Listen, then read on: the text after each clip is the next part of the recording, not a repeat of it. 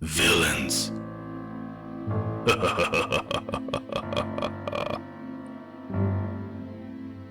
If I'm gonna crack your legs or break a couple of kneecaps or something, like he's still got like that mentality inside of him that's very villainous. All right, welcome to your Church Friends podcast. I'm Chris, I'm Yurda. and we are back. Villain series, season 3. Villains. Villains. Yeah. That was actually before we got here. I've been watching the Matrix movies all over again. You know, the new ones coming out. Mm-hmm. So, like, the Matrix movies were big when I was younger, and well, the first one was really good. And then So you've been watching the Matrix movie? movies. I'll talk about 2 and 3. I'll bring it into existence. It's actually not that bad when you watch them in order, like just straight. So I spent like the last week and a half watching them as I've done certain things or sat down to eat real quick. But anyways, so I'm watching the third one, and Agent Smith is he just absorbed. Spoiler alert for like a 20-year-old movie. No. No? No. Okay, so if you haven't seen the Matrix movies yet, it's your fault, not mine. But he absorbs the Oracle, and he takes her in and he sucks her in, and then he does this maniacal laugh, and it's like "Mwahahaha," and I was like, man, that would have been perfect for the villain series. And since nobody's seen the movie, they wouldn't have known we ripped it. Right, yeah. Or just forgotten, because Yeah. I've seen that movie and I blocked that scene from my memory. Oh, a lot of it. But this isn't about the Matrix. Although I could talk a lot about it. It's such a good movie. Honestly, there's a lot of stuff that you can rip from the Matrix. Like, yo. Yeah, I think a That lot of happens biblically. pastors do too. Some of those smaller conversations, like with the architect and the oracle and this and that. Anyways, but excited for the 4th one. Yeah. We're Or- going to go see it. I'm going to see it, yeah. Am I invited? Oh, this is awkward. Yeah, I'm invited. We'll go see it. Sweet. We'll go see it. Because we're your church friends and we are real friends. This isn't just a show. No, it's just for right It's now. just for show. All right. You could only eat at one fast food restaurant for the rest of your life. A fast food restaurant for the rest of my life. I know which one it is. I just can't think of the name. Waba Girl. Waba Girl? Huh. Why? Because I feel like I will have a longer rest of my life. It tastes good, and also I won't turn into a plastic being. Smart. I went with El Pollo Loco. Oh yeah, I ate a lot of El Pollo Loco. I feel like there's more variety there. Like, if I just wanted a salad, I could have a salad. If I wanted chicken, I could have chicken. Burritos. There's just more variety. I wouldn't get stuck on like the same thing every day. Yeah, honestly, when you asked me, I was thinking through a lot of it. El Pollo Loco didn't even come into my mind. There's actually a lot more fast food than I immediately remember. Yeah. When we were having a conversation about this, me and Justine, a while ago. I always try not to, so local California people would only know this. I try not to throw in and out on fast food, but it is fast food. But I think of it more of like they actually like cook everything right in front of you. It's not like processed kind of fast food in comparison to like a McDonald's. Man, we're just trashing everything right now in this episode, aren't we? Yeah. Are we the villains? Nah, I don't know if trashing fake food is Have you making seen us that the thing, villains. The where it's like McDonald's, where they just had it wrapped up in like the cheeseburger, Mm-hmm. and it's staying for like 80 years or 30 years or whatever, but more than a year, and it still looked the same. Yeah, I've had that experience. I've probably even shared it on the show before. I've at least told you, I think. Yeah. That in my mom's car, like she had a little 2-door, and in the back compartment, a girl that she had babysat, like had just stuffed a cheeseburger in there, and I found it after a California summer, like 5-6 months later, and it just shrunk. It got shiny, and it was very hard. I was like knocking it on the glass. Wow. Did you eat it? No. Also, if you want to see his example, Steve Gower, he has one for his Oh, science really? class. Yeah, he's done it. Oh, that's cool. I have to check that out. Anyways, long intro. Yes, Let's get villains. to- Villains of the Bible. I'm really like, Who's the villain? what did the fast food have to do with villains? None of it. You set me up. I did. We got Matrix and fast food, but now we're on to Nebuchadnezzar. So we're looking at Nebuchadnezzar this week. He was the king of Babylon. Yes, he was. Yeah, he was. And he was the king as they conquered Jerusalem. You got some back history into that. Yeah, so some of the background, one of the things is just when we're talking Babylon, when you look Old Testament and just a lot of the writings that came kind of since Babylon and onward, this is like the big bad empire. Babylon is just even used as a reference term for like everything against God, even bringing that into the New Testament. But Babylon as a place goes back super far, because Babylon is also known as the Chaldeans, which I don't know if you remember, was it Genesis 12 when Abram's getting called? He's from Ur of the Chaldeans, right? Mm-hmm. So when you look at even just the roots of this ancient place going back, it's like, it's going back to at least Abram. Now, when all of that comes around, which brings us to this point of Nebuchadnezzar becoming king and taking over, which he actually first started off, he would have been a prince of Babylon when he's first introduced, and he goes off and he fights Egypt. So he goes and fights one of the pharaohs, takes over that, and then he finds out that his dad had died. So it's ancient civilization. So he rushes home so that he can assume the throne before somebody else tries to do it. So he takes over, and along the way after those battles, he went and took over Jerusalem. So after he had become king, he went and campaigned and basically took over Judah and the king, who is Jehoiakim at that time. And so there's a battle then, and historically you can look at either that battle then is when the full subjugation happened, or there is maybe like 4 years in between. We're talking something like 605 BC, so going before Christ, around 600 years. Anyways, takes over, and there's an uprising of the Jews against when Nebuchadnezzar's off fighting different battles. They're like, now's our chance. And like, no, that didn't work out. So they get smashed down, and eventually, they bring the exiles. So his way of doing it was he left the poorest of the poor. Hey, tend to the fields and make sure this doesn't turn into just complete wildland, but we're taking anything of worth. They stripped down all of the temple with all of the gold, all the brass, all the bronze, all the everything. They took people. So if you're familiar, even like the prophet Ezekiel, when you read his book, he's like, hey, I was one of the exiles, just right there in Ezekiel chapter 1. So that's kind of his background to it. He was a conqueror. He came in. I mean, when we look at Egypt, they're a huge superpower. He was overpowering them, and the Babylonian Empire was huge. So he really took over a lot, and he had a reputation even as a builder. One of the ancient wonders of the world was the Hanging Gardens of Babylon, which must have been pretty impressive. And then kind of last thing I'm going to throw in there is, depending on the translation, his son's name was Evil Merodach. No, it's not. Yeah, Evil Merodach. Oh, that's funny. I mean, it's spelt more like Merodac, maybe an H in there, but also it's translated from, something. Yeah. So the evil is not like evil muhaha, but more like Awel. It all means something. Going back to Marduk, the ancient god. Right, right. That was something I saw, that he was he had rebuilt the Marduk and the Nab god. Nabu, yeah. Which is his name. So you have Nebuchadnezzar, actually, and that's coming into Nabu, however the pronunciation is. And I say that because there's different writings of it. Protect the throne. Right. So his name was basically like, hey, this god, who is the scribe god, protect the throne, and we'll have that.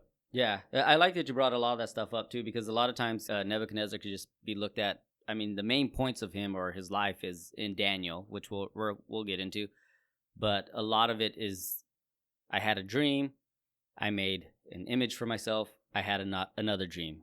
Mm-hmm. But looking at Nebuchadnezzar for who he was a ruthless man. I mean, he was a conqueror going out there. He wasn't a king who just sat in his palace and let someone else do it. He was a military expert, and he would go out there and conquer. So it's good history to know that when we're looking at this guy, he's not just the dream dude. He's a vicious, ruthless man.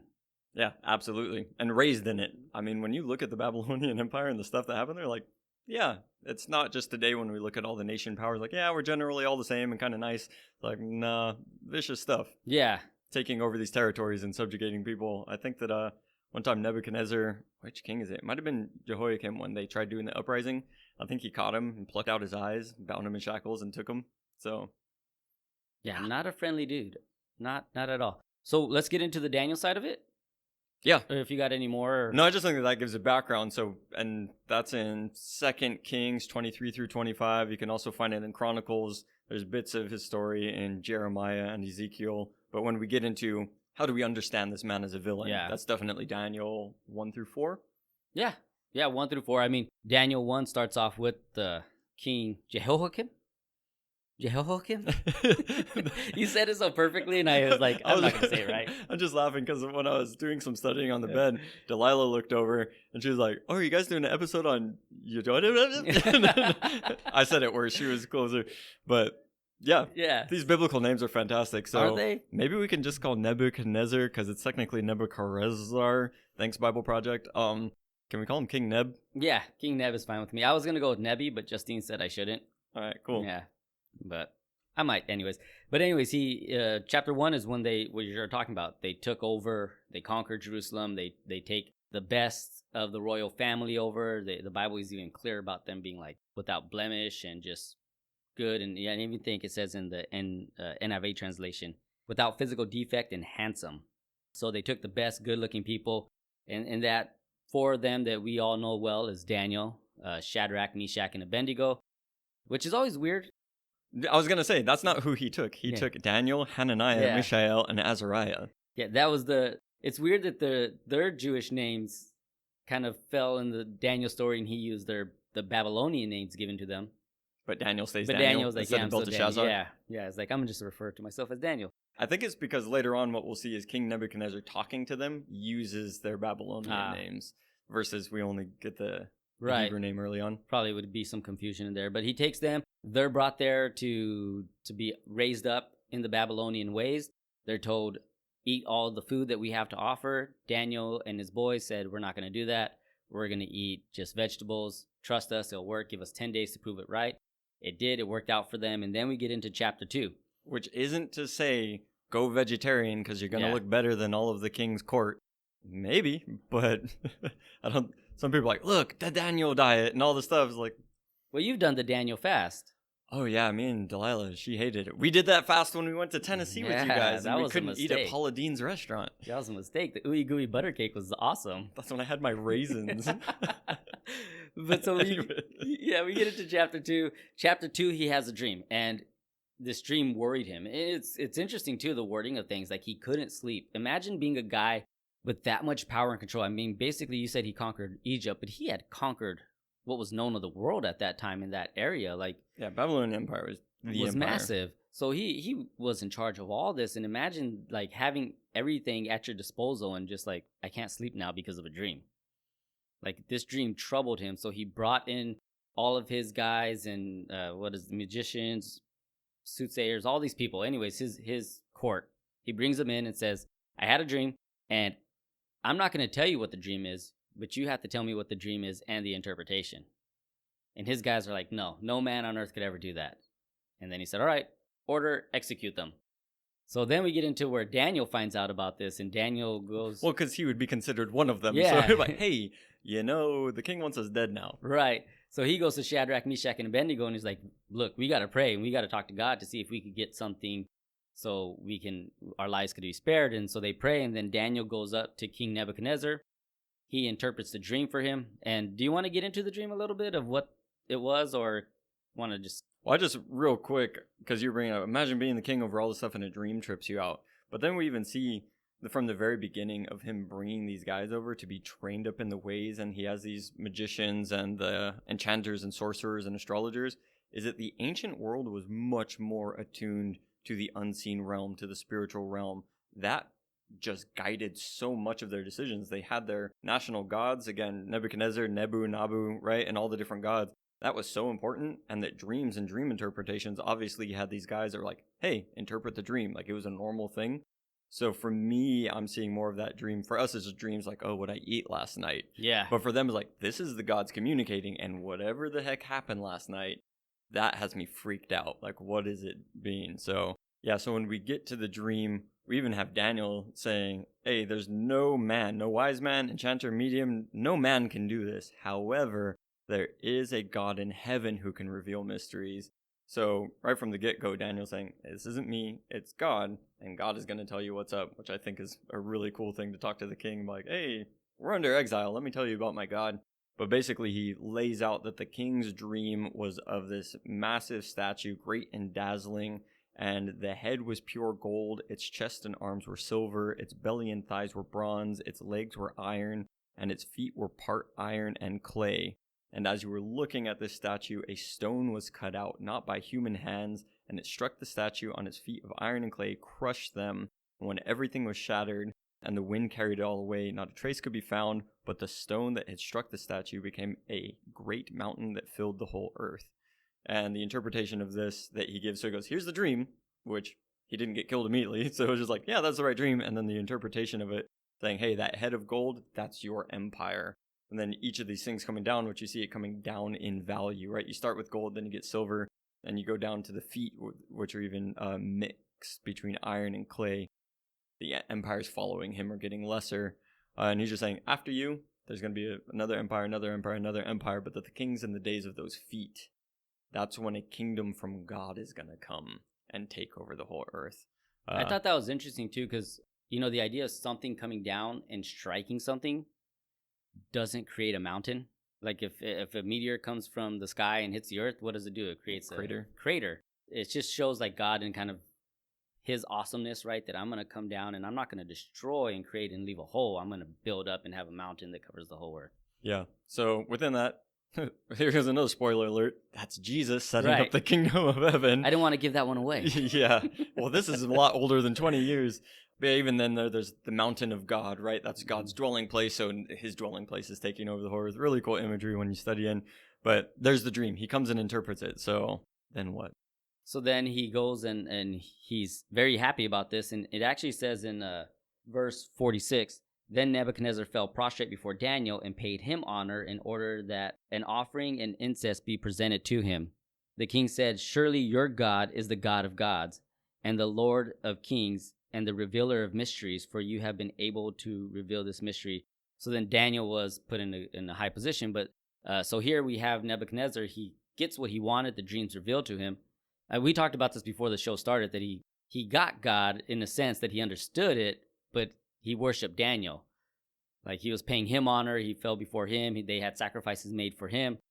But he understood that behind him at this moment in his life, that there was a God that was deeper.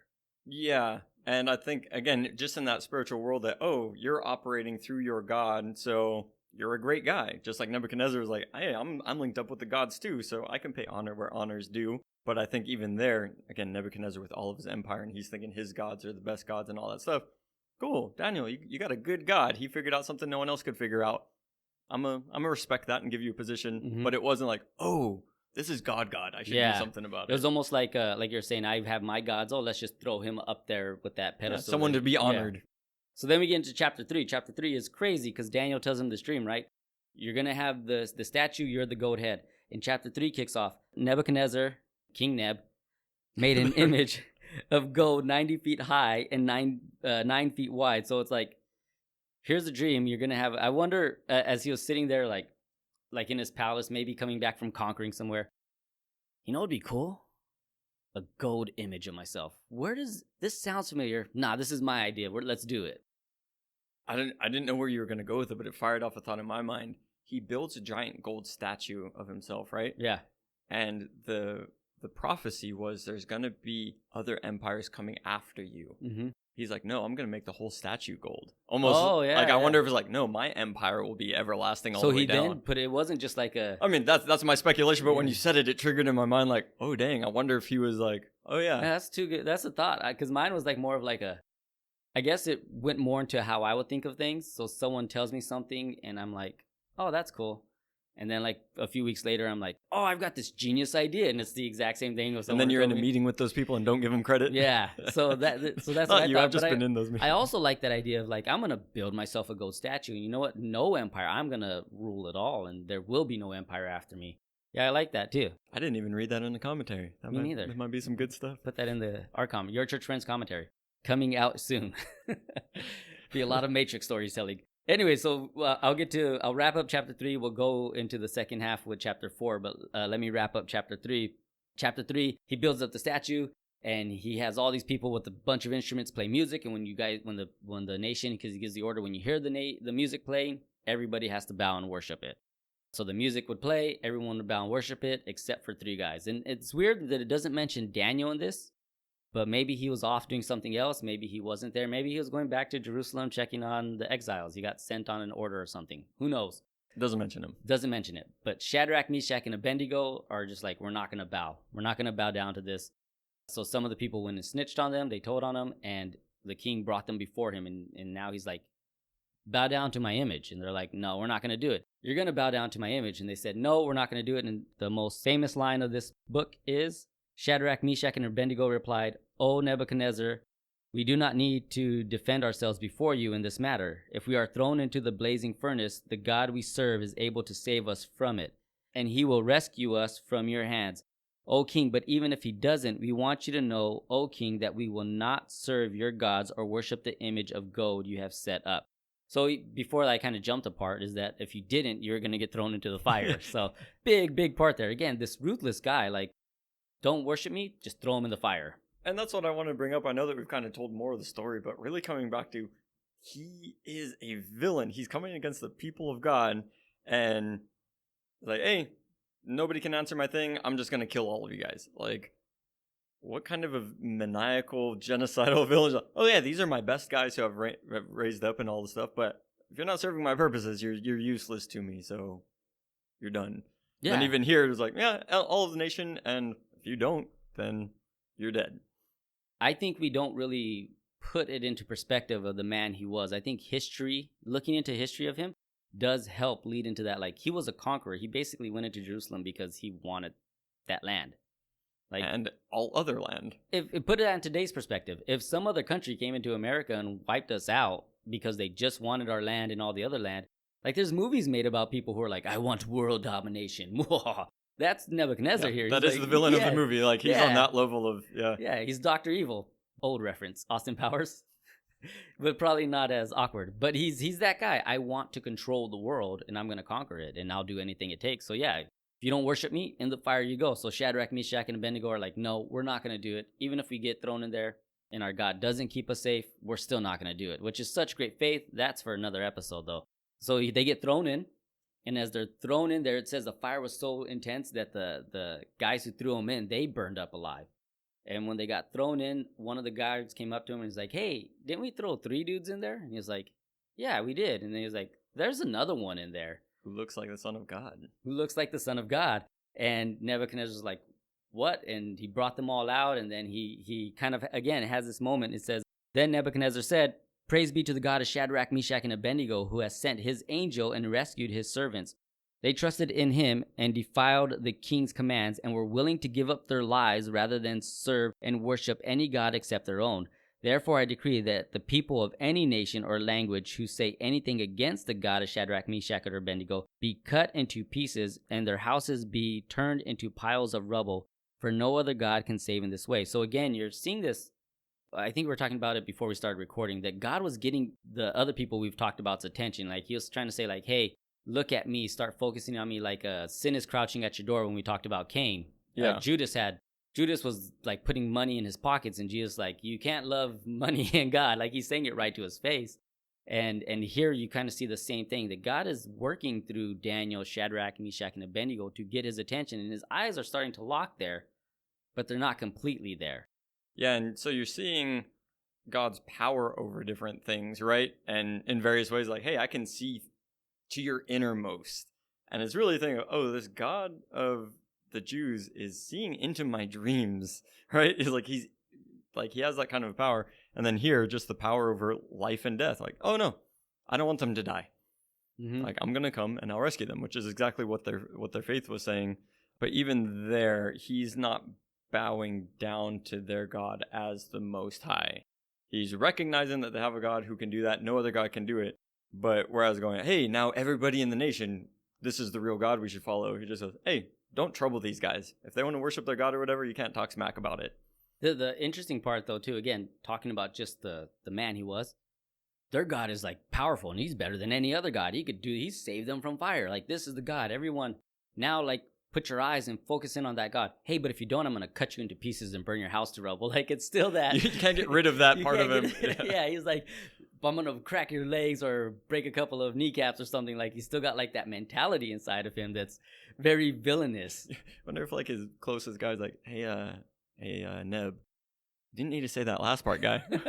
Like, Shadrach, Meshach, and Abednego were like, yes, he's moving over our way. Maybe this will be good for our people and everyone at home, you know, like, this is going to be good. And then he's like, but if not, I'm going to cut and throw pieces, burn your house down. And they're both just do, like, the face palm thing, like, oh, no.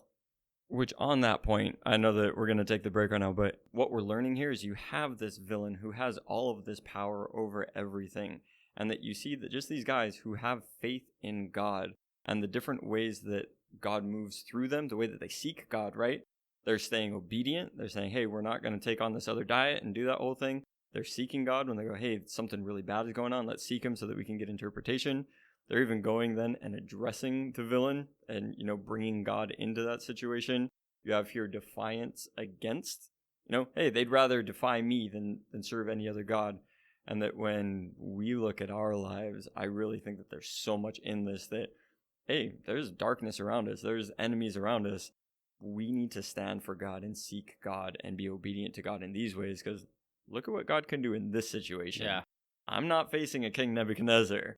People in America aren't. People in other countries definitely are. And that's where we can just see, for as evil and as powerful and as whatever, God is better. Yeah. Those evil guys just don't see I really it. like that point, and then we'll go into the break, but I really like that point you just brought up of they brought God to the, and I know this episode isn't going to be about Shadrach, Meshach, and Abednego. And it's so hard not to do that because that's not, what the preaching always is. It is. Chapter 4 will hit Nebuchadnezzar and what I consider probably his biggest issue that he had, but like they didn't get angry at the evil. They didn't, and as much as it's not shown, but like Nebuchadnezzar is their enemy. Like he's the guy who took them hostage. He's holding them in a place they don't want to be. Every single day, they might even be like, well, we're in a good situation in Babylon, but we're not in Israel. We're not in the promised land. We're not with other, every single day. And our land is completely destroyed. So like they're not exactly where they want to be. And they're not protesting. They're not marching. They're not ridiculing. I don't think you could. Yeah, but they're not ridiculing. They're not doing this. They're not doing that. They're going before their enemy and presenting Jesus in love. So much so that he even calls them to him sometimes in certain things. Like we'll get into chapter 4 with his next dream. He calls them into his presence. And I think it speaks volume for us as Christians that maybe we should flip this whole thing of how we treat people. And instead of looking at people as the enemy and I want to just reject them and not really be around them, but put ourselves in their presence to present God to them in a light that would help. Because God's the only one that can do anything. Obviously, he uses us, but it's ultimately, if you're seeking God, you're obedient, and you're presenting God, what more can you do? Yeah. All right, let's go to the break. Hey everybody, it's Remy. Do you have an eye problem? No, I'm not talking about a problem with your vision. I'm talking about the problem with always seeing yourself over others. Thankfully, the creators of Simply Patch, the patch that helps your yes be a yes, has created a solution for all who struggle with the eye problem, the golden eye. The golden eye are contacts you put in your eyes that allow you to see less of you and more of others. Place the contacts in your eye every morning at 5 a.m. and watch as the focus on yourself diminishes and your view of others increases. No longer will you be a big golden image in your own life. The golden eye contacts are wonderful and have helped me with my eye problem. Go out and buy the golden eye, removing yourself from your sight. Now back to the show. We are back with King Neb, starting chapter 4 of Daniel, and gotta tell you, it starts off great. I mean, from where we left off with the 3 in the fire, 4 in the fire, and seems like he's recognizing things about God. Check out how chapter 4 starts off. He's saying, I, King Nebuchadnezzar, to the people of every nation, language who dwell on the earth, may your prosperity be multiplied. I'm pleased to declare the signs and wonders that the Most High God has performed for me. How great are his signs, how mighty his wonders. His kingdom is an eternal kingdom. His dominion endures from generation to generation. And it's like, sweet, this villain's got it. Yeah. I'm glad there was nothing else to that story. It was just, just yeah, straight from, oh yeah, look at that, these guys didn't burn, and here we are. But I'm going to cut people into pieces and rid their house of rubble. Now God is... Yeah, but what we find out is he pulled a Tarantino here, is he gave us the end at the beginning, and then we keep reading and get into how he came to this conclusion. So he has a dream. Again, another dream. It gets to the same point where this dream troubles him, and he's just like messed up by it. So he calls in Daniel and he tells him the dream, and there was this big tree and it was just providing shade and comfort for all the animals. It was this big thing expanding over everything. And then the tree gets cut down. Yeah, it was fruitful, abundant, the leaves, everything, like everything's good, spanned over everything. And yeah, then it gets cut down, chopped off its branches, strip off its leaves, scatter its fruit, let the beasts flee from underneath it and the birds leave the branches. but then it's just going to be a stump with its roots in the ground, in the ground, and a band of iron and bronze around it. And then it's weird because it's talking about that stump, and then it says, "Let him be drenched with the dew of heaven and graze with the beasts on the grass of the earth. Let his mind be changed from that of a man, and let him be given the mind of a beast until 7 times pass him by. This decision is the decree of the watchers, the verdict declared by holy ones, so that the living will know that the Most High rules over the kingdom of mankind and gives it to whom he wishes, setting over it the lowliest of men." I like that you read it. What translation was that? That's the Berean Study Bible. I like that you read that because the watcher thing. Yeah. Every other one is messenger, like the NIV is messenger, which I read all the time. And this one said the watcher, and I instantly thought of the watcher from like the Marvel universe just watching down at us. But anyways. Yeah, so, Daniel is the only place where you get the term the watchers, and that's a fun study. Yeah, it's an interesting topic when you're talking to like how we got the term angels, and it kind of covers all of this thing, but there's like other different spiritual things. But yeah, there's a lot going on in the spiritual realm. There's way more than we think. But he has a dream. Daniel comes in and he listens to it. And I like Daniel's reply. He's like, I wish this was for your enemy. I wish this was for someone else. I don't want to tell you this, but basically this is you. You are the tree. And you're going to get cut down, and this is going to happen to you, and you'll be like an animal and a beast. But he tells him this in verse 27, which I thought was really great. He says, "Therefore, king, be pleased and accept my advice. Renounce your sin by doing what is right, and your wickedness by being kind to the oppressed. It may be that then prosperity will continue." So it's almost like, again, we're talking about like that warning that God gives to people, and he gave Daniel here to tell him like, hey, if you just do these things, and he makes it a big deal to kind of focus in on like, take care of the poor, take care of the oppressed, stop being so like, stop being a villain, stop being selfish, stop doing those things where you're just taking after you. And it's so interesting that God is so concerned about the oppressed and the poor, and that it's important. And as a king who was reigning over everything, he could have provided for everybody to wipe that out. So Daniel's telling him like, hey, do this, make sure that that's happening. And then we get into verse 28. So he gets the warning, and then verse 28 says, all this happened to King Nebi 12 months later. So a whole year went around. The story changes from where the beginning part of chapter 4 was Nebuchadnezzar communicating this, and now we get the story going back to like someone else is writing it, because it says King Nebuchadnezzar.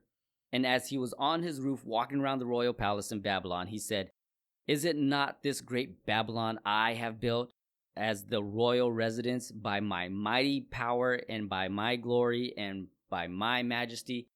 And then it says, then the words were still on his lips when the voice came from heaven and said, boom, you're going to turn into an animal. Like basically that was the gist of it. I'm shortening up so we could get into other things. But 12 months later, he goes up and almost like he forgot, or it just didn't click, or it didn't happen yet. You know, you get that warning, and because nothing's happened, you just kind of put it in the back of your head. And he goes up to the top of his palace, and he's just like, look at what I've built. Look at everything I've done. Look at how great I am, and it's by my power and by my might. And going back to his history, when you read that, you're like, dude, what a prideful guy. Like, so much arrogance in that. King Nebuchadnezzar destroyed Egypt. Like Pharaoh, he can say, by my power. Like, he did this thing. And he was literally the warrior out there. Yeah. I mean, that's how things went in those days. It wasn't just like, oh, let me send out my army, or like, let's send drones over there and not, you know? Mm-hmm. He's like, no, I'm out there. I'm smashing down some people. And that's how that's how you get to be a king like that. Right. And so it is, if someone were to go up there and be like, look at everything I've done, like, yeah, he probably had a right to. But again, we're looking at, there were areas of Cain's life where God wanted to get a hold of him, right? There was this area in his life that God's trying to grab. And his was this anger he had. There's Judas, there's this area he's trying to grab, this greed, this necessity to have money. For Samson, when we looked at that, he was trying to get a hold of him to make him holy and set apart and be a leader. But Samson just consistently was like, nah, let me go down and do everything I'm not supposed to. And here with Nebuchadnezzar, God's trying to, even in the dream where it said at the very end of it that God puts people in charge of things, and God is the one who ordains who's here and who's there and who's ruling and who's not. And that's in the dream. This is the warning. And then Nebuchadnezzar just forgets this because he's coming after Nebuchadnezzar's pride in a sense. Yeah, definitely pride is in there. I also see that it's just the way that God works. And we can just read it. Oh, yeah, the Bible story and it happens. But you have God revealing his power to King Nebuchadnezzar, right? He's showing, look, I'm God. I have power.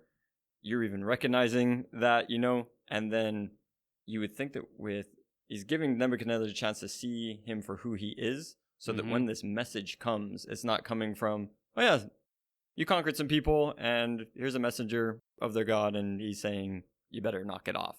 Yeah. It's more like, hey, you know who's talking to you. I've revealed who I am and you know who's talking to you here. And then you have him given the choice, hey, turn away from this stuff. And like you said, if time passes, but I feel like when God brings something to our attention and says, do something with this, repent, change, listen, be obedient, the time to do something about that is immediate. Yeah. Because if you don't do something about it, time passes. And if you're not obedient when it comes up, then however much time passes, then you're dealing with the consequence. I like that you brought that up too, because the thought that popped into my head was, if he didn't do it right away, you start to think that what was said wasn't actually like, okay, I got away with it today. I could push it off and I got away with it. And then it becomes like not as scary of a situation. This was a dream that tormented him. He was staying up. He had to call in Daniel, like, tell me what this means. That there was no immediate action, again, shows you where his heart was. It wasn't there yet. And that as time went on, it was like, well, there's no consequence. There's no consequence. There's no consequence yet. A year later. Yeah. To the point of like, look it. And then that's when the consequence hits. And I feel like a lot of times as we as Christians kind of walk that slope of, or just people in general, we can walk that slope of... Don't put it on Christians. Yeah. Everyone. We can walk the slope of, there's no consequence, there's nothing happening to me, there's nothing happening to me, there's nothing happening to me. And we get ourselves into situations where eventually it becomes our downfall and ruin. Yeah, that downfall and ruin, because I'm fully convinced that God, through the power of the Holy Spirit, convicts of what's right and what's wrong. Right? So as far as I'm concerned, when that conviction comes, that's the time to do something about it. Because even though God will continue to pursue us, he also just lets us know, and then it's up to us to be obedient and to make that decision. So when that conviction comes, that's the time to do. And I know that I'm repeating myself on that, but we all face that with sin. And like you said, when the passage of time, just because we don't see the consequence right away, and that's a really scary spot to be, because you can keep going in it, you can go deeper into it, which is normally what happens, right? Your conscience gets seared to it, and we just think we're fine, and we don't know the day, the hour, or how big it'll be when that thing actually hits. And Scripture says your sin will find you out. God's patient, and he gives some time for stuff and continues to work things in your life, but he also won't be mocked. Yeah, and the one thing I want to add to that is that even as we looked at the 4 people we've looked at already, it was sitting there, Judas is hearing a message like, you can't love money and God. Then is the time to respond, to say like, I should change my life, right? What eventually happens is it doesn't, and there's death at the end of it. Cain, who was told, hey, you got to get what sin is there and it wants to devour you. And then it says some time passed, and then him and his brother he called his brother out to the field. It was, again, there was no immediate response to correcting the issue. And again, there was death. Samson, who was called out to be holy and he was trained in right. And I think you brought this up too, or it was during the break, how all of these people that we had started talking about originally, these first 3 before we get to Nebuchadnezzar, they started off in the right place. I think we were talking about that on the phone earlier or something. Yeah, they started off in the right place, but then ended up in the wrong place. And for Samson, same thing, it was death. For Nebuchadnezzar, here's this warning like, hey, you've got to get your pride in line. And even again, the dream was like, I put people in charge of things. I'm the one who does it. So God gives him the warning. And then because there was no follow-up right away, there was 12 months of time that went by. And one thing that I really thought about it was that when we kind of get into a place that we forget that is God who put us in situations, we kind of become plagiarists. Like, we plagiarize things. It's like, look at what I've got. Look at what I've done. Look at what I've accomplished. And through it all, it's like God is like, no, I've given it to you. It's all been blessings through me. And that's where Nebuchadnezzar was at. So continuing on with the story is that this happens and the dream gets fulfilled. He becomes an animal, and it says 7 times 7 Basically seasons. 7 years, yeah. Yeah. But just when it says, so when he declares that out, the voice from heaven comes and says, it's decreed to you that your kingdom is departed from you. You'll be driven away from mankind to live with the beasts. You'll feed on grass like an ox. 7 times will pass you by until you acknowledge the Most High rules over the kingdom of mankind and gives it to whom he wishes. So even the message right there is like, hey, you're going to go live out of your mind like a beast, but you will admit.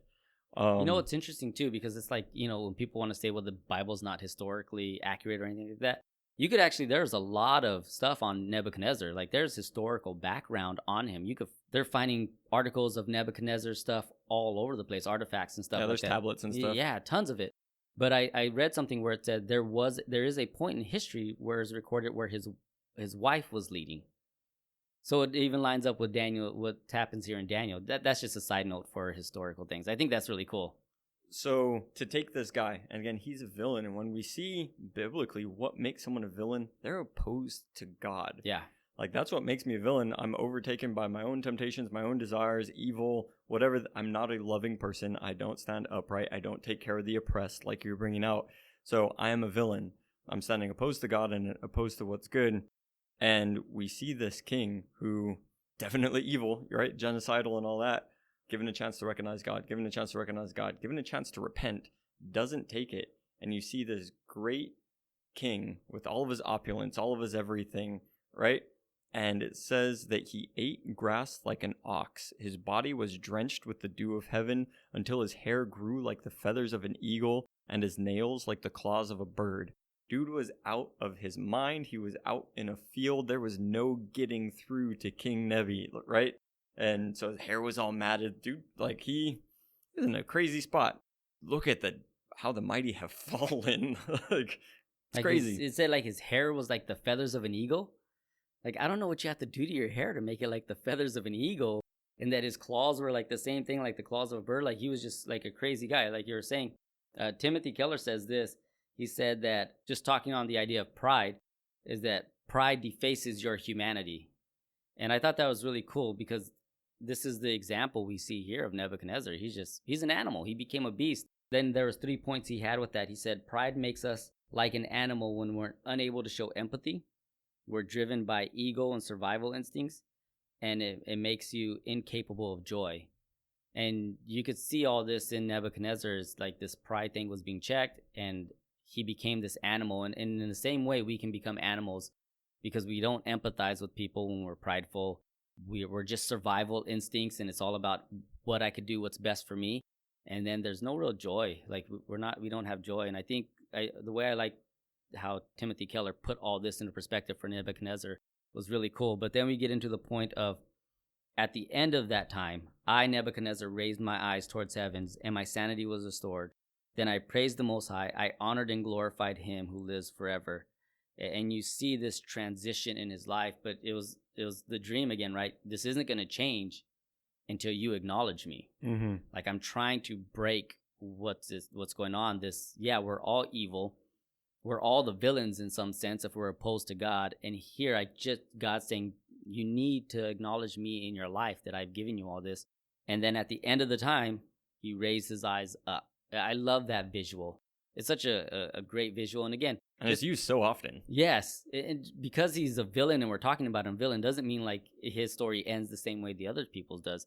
I wanted to add Nebuchadnezzar in here because it is a story that almost is, I know a lot of people have debate back and forth this, but it seems like a story of redemption, that he did lift his eyes up and turn and started following God. Yeah, especially the end of chapter 4, after he praises God and his dominion and everlasting dominion and all that stuff. He says, at the same time, my sanity was restored. My honor and splendor returned to me for the glory of my kingdom.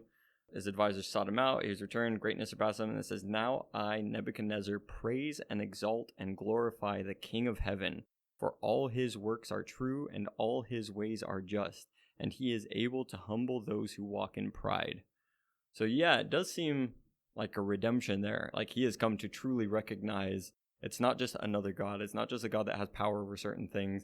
He's saying, no, he's the King of heaven. And he's recognizing, I'm here because of him. Mm-hmm. I really, and you brought up pride a few times, and he's recognizing he's able to humble those who walk in pride.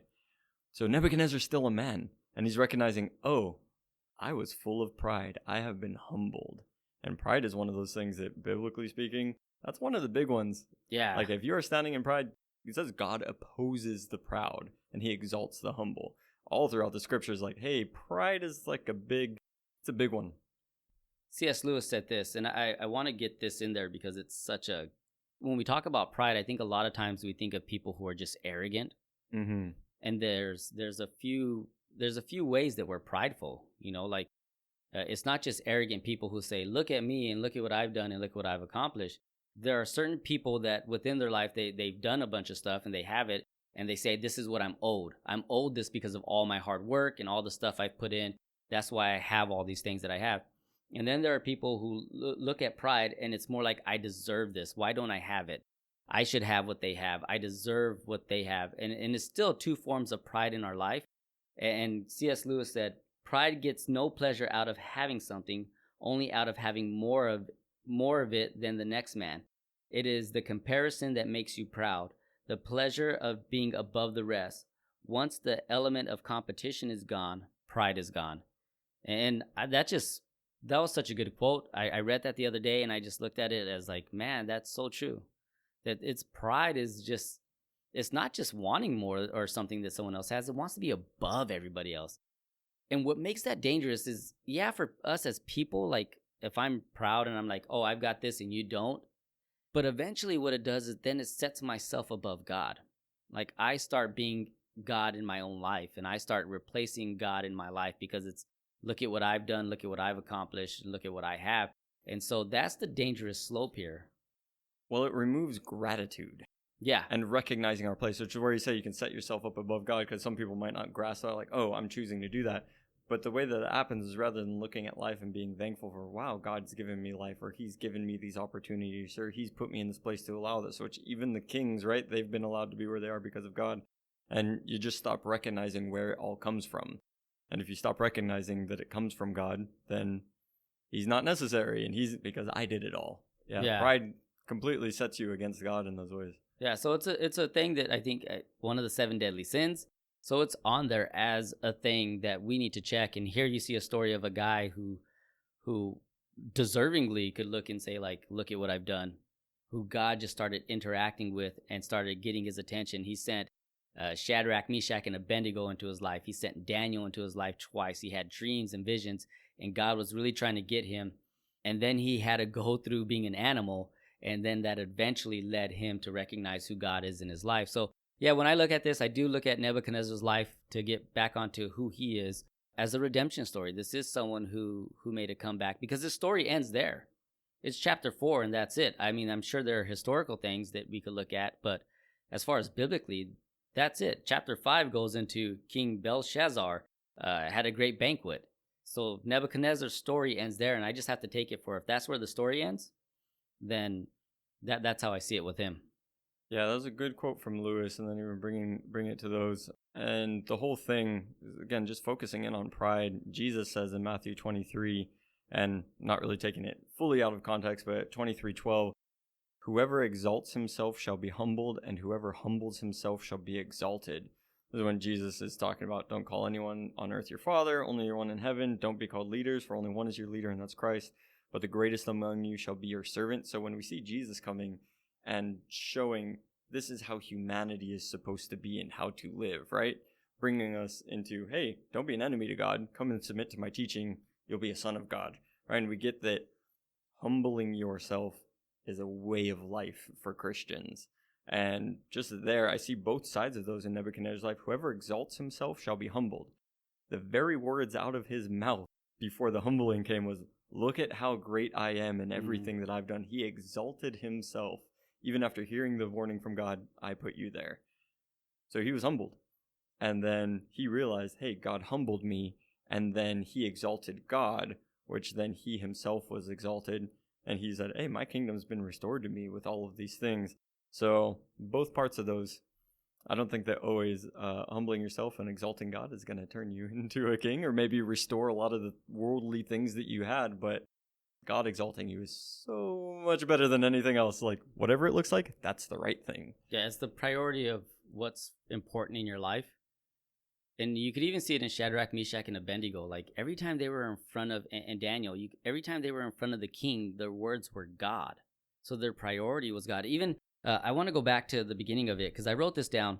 in my Bible as I'm studying and reading, that part where he says, "It's my pleasure to tell you about the miraculous signs and the wonders that the Most High God has performed." That it was Nebuchadnezzar's life to me was so changed that it was his pleasure to tell people about God and what he's done and all the things and the miracles and the miraculous things he's performed for me. And I wrote in my Bible right here, it was his pleasure. Why is it not mine? I think sometimes we get caught up in living, and Nebuchadnezzar's story is kind of the same situation. There's the pride aspect of things, but there's also like comfort and content. Like he's the king, he has everything he wants. And we could get caught up in almost that same comfort and content that telling people about what God has done in our life stops. Like we're not telling anyone about what God's done and all these great things he's done in our life. It just kind of becomes a thing we take for granted. There's, like you were saying, how do you eliminate pride? Be thankful. There's always a remedy to whatever element is going on in our life. And for that one, yes, being thankful, being grateful, praying for thanking God for what he's done in our lives. And to me, that was just a check for me. This Nebuchadnezzar story is of this guy who was this, in a sense, a tyrant, and going out there and conquering lands can get his life to a perspective where he eventually says, "It's my pleasure. I delight in telling you the story, that maybe I need to start taking more pleasure in what God's done in my life." And you can see it. That's gratitude. My pleasure. I'm so grateful to tell you about what God's done. So yeah, Nebuchadnezzar is an interesting character. You got anything else on him? To go with the same points that you were saying is to become thankful. There's remedies to things. Really what we see with Nebuchadnezzar is God in a very forceful way revealed to him, I have the power, you don't have the power. As far as I'm concerned, like, you can go be a field and a beast and be out of your mind. Like, you know what I mean? And just like there was a humbling there, recognize your place. And in addition to thankfulness, man, to just really come before God. And it can be a hard thing if you're prideful, but again, if you're looking at, hey, I might be a prideful person, I want a solution to it, come before God and say, reveal to me my position. Humble me. I'm struggling with it. I can't humble myself. Humble me. Reveal to me, and whether it comes through prayer and God can just search your heart and show you what's in there. But kind of like what happened with Nebuchadnezzar, hey, 12 months later, this thing happened. There will be times that God will bring into your life to show you, whether it's at work, whether it's in your family, whether it's whatever the thing is, that you go, oh, yeah, I do need God. And I'm not in all control, and I'm not the greatest. And you start to see, however that plays out, it's different. But if you're struggling with bringing and having thanks and gratitude and all this stuff, I don't even want to say say it in your pride. I'll say, okay, God, humble me. I'm kind of laughing and chuckling because I've been humbled, and it's not a fun experience. However, at the end of it, you've been humbled, and that's the best spot to be. It's not comfortable, it's not whatever, but man, I used to have so much pride in my life. Even getting into ministry somewhat young and being, as other people tell me, a bit more intelligent or grasping onto things and just being on fire for stuff. And Scripture kind of talks about, hey, careful not to give somebody too much at the beginning, because the sin of the enemy will come upon them, and I think that there's a lot of pride in that, and puff them up, and Yeah. That definitely happened, and I was humbled, and highly recommend, but might not like it as it goes. It's much better to go I'm willing. Just show me what's there. I'm willing to make some changes. But other than that, again, just going back to the more of the historical record that we started with, where we just see he was ruling, he was going over.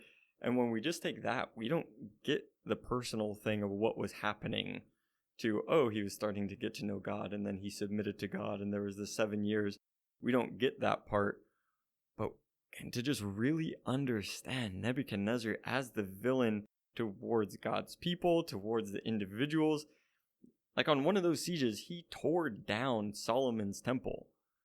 Like he just said, no, you guys aren't worshiping God anymore. So when we get into Daniel, we're like, oh yeah, it looks like he's seeing some things. Like, no, if you look at history, he completely destroyed out of anger of how dare you guys rebel against me and stuff, and tore down the temple that God had said to establish. So to go from that level of villainy and opposition to God and pride and everything else to being completely humbled, and really it's a miraculous way. God did a thing that only God could do there to humble this great king. And yeah, what a transformation. I know we've talked about, is he saved? Isn't he saved? Will we see him in heaven? Based on how his story ended, like, Yeah, what can you say, right? yeah. Yeah, I mean, if they're, I'm not the judge, but based on how it ended, if you're listening to the thing, you can make up your own mind. If you're a but- smarter person than I am and you could decipher, you have anything else that says contrary, then please let us know at yourchurchfriends@gmail.com. But yeah, from my perspective, I see it that way. You know, when you're talking about everything, it reminded me of the book we were reading together, Spiritual Breakthrough by Watchman Nee. Release of the Spirit. Release of the Spirit, exactly, by Watchman Nee. I just like saying his last name, Watch My Knee. But the whole story of that thing is this your outer person has to break, right? And the whole book is based off of the breaking of the outward so that the spirit of what's inside can come out. And throughout the chapters of the book, it talks about how God can use discipline to do it, or circumstances to do it, or just comes at you to break that person. And you see this kind of same thing comparison in Nebuchadnezzar and all the villains, that God's trying to move into them and break what's going on and stop and prevent them from doing these things. And at the tail end of the book, he gets to the part where, like, if God's trying to break you to, like, we'll keep on the topic of pride. If he's trying to break your pride, you can't show humility based on your own standards. It has to be the spirit out of you that shows humility, because if you're trying to make artificial humility, you haven't really allowed the spirit to come out and break through. The point of the thing is, like, yeah, it's nice to live in a world where you're nice to people and you're loving to people, but before God, he sees all. And before God, he's trying to do that inner work, right? So it's like, yeah, you might be able to fool people. You might even try to fool yourself and start to fool yourself. But eventually what's inside comes out. Whatever that poison is, it ends up, like, you can't contain it. So you might seem like a really humble guy until you're not, or it's finding an expression in some other way because you're feeling like you're getting taken advantage of, or all of these things, like, because the internal world isn't right. So I think it's a good book to read. I'll recommend it, but it does have a good tie-in here to what's happened in Nebuchadnezzar's life. That it does seem to me, again, like, yeah, there was this breakthrough almost, that he became something that he wasn't from the beginning. Yeah, and just when looking at that breaking needing to happen, when we see the result of that in Nebuchadnezzar's life, and I said that I had that in my life with pride, and you're bringing up just, hey, whatever's on the outside, our intellect, our will, our emotions, like, God needs to break what's there and allow his way to live through you. Ultimately, we see what that looks like in Jesus. Jesus was not a weak man. He was so powerful. But in Philippians 2, it says that he didn't consider his equalness with God something to be grasped and held on to, but he reached that and became humble as a servant and obedient even unto death. And when we see that, man, for whatever greatness we think we have in this earth, to just be able to release that and say, I can release from that and humble myself before God and be obedient to him. And it's when we do that, we find, oh, that's where life really is. It's not in all of the stuff that I built up for myself, but God is then able to reveal to us, here's who you truly are. Here's who I created you to be. Walk in the fullness and the freedom of all of that, and trust me and allow me to provide for you. Because a lot of times pride is even like, I know I'm going to provide for myself, or I'm going to show myself, or I'm going to do, it's a lot of I. And God's able to come and say, it's not about you. It's about me. Yeah. Change your viewpoint. Because even that looking up, right? Like, Nebuchadnezzar was looking at what he had. There was this level view of looking at what was done. Well, if he's eating like an ox, he's on his hands and knees looking at the ground. He got to look down, but when before that, he was looking at his level, at his statue, at his big old giant gold statue, and saying, "Look at all my great creations." Then he had to look down and look at the ground and eat it, and then he looked up. And I think the remedy always is looking up towards God, getting more of God's view in your life. I think that's going to be the big thing. So I'm done. If you got one more note. Yeah, I just want to say, as far as villains and redemption and all of the stuff go, and God being in control of all of it, if you are in 2 Kings, right before Jehoiakim came up and Nebuchadnezzar came up, we have this crazy story about King Josiah. And King Josiah is a king that his priest found, basically the Old Testament, finally found it. And Josiah was like, what is this? Let's read it. Read this to me. And goes, oh, we haven't been following God because we've completely lost the book. We're ignorant of the book. We've been doing all kinds of stuff. And it talks about Josiah going, we're going to follow God.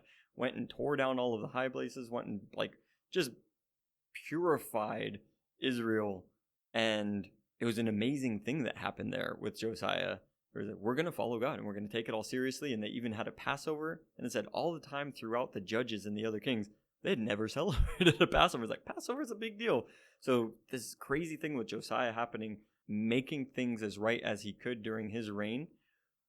But what had happened, just from everything that had happened before and what was happening after Josiah, was that God's anger was still kindled for what was going on there. And when we have the different prophets warning about, hey, Babylon's going to come, you're going to go into exile, you got to get things right. And Josiah came and tried to make things right, and it still just ended up being what it was. It starts to break my brain just about how in control God is, that he's constantly seeking for us to turn, for us to repent, for us to live a fullness of life. But even where mankind is evil and when we go against him, he's even able to work evil towards good. Because here we have the Jewish people completely going against God, and he uses this villainous guy of Nebuchadnezzar to come in and conquer over the Jews and say, hey, I'm going to get you to knock this off, right? And they're looking forward to exile, and they recognize who God is. But then even in that, they used Daniel, Shadrach, Meshach, and Abednego to reveal himself to Nebuchadnezzar. And it's God working through even all of these evil things to bring his plan and his will. It's his will that everybody would repent, that everybody would come to him.